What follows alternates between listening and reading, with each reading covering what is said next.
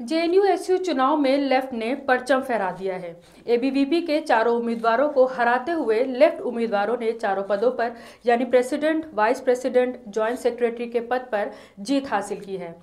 महासचिव पद बापसा की उम्मीदवार ने जीत लिया है। 27 साल के लंबे गैप के बाद दलित स्टूडेंट धनंजय ने प्रेसिडेंट का पद जीत लिया। गया बिहार के धनंजय जेएनयू के प्रेसिडेंट बन गए हैं। धनंजय को 2598 वोट मिले। वहीं उमेश चंद अजमीरा, जो कि एबीवीपी के हैं, दूसरे नंबर पर रहे। उन्हें 1678 वोट मिले। एसएफआई के अवजीत वाइस प्रेसिडेंट बने। बापसा की प्रियांशी आर्या जनरल सेक्रेटरी बनी और साजिद जॉइंट सेक्रेटरी बने। इसके साथ ही फेटर्निटी मूवमेंट के मोहम्मद कैफ ने काउंसलर पद पर जीत हासिल की। बता दें कि जेएनयू में 4 साल के गैप के बाद स्टूडेंट यूनियन इलेक्शन हुए। जुमा को 73% वोटिंग हुई, जो पिछले 12 सालों में सबसे ज्यादा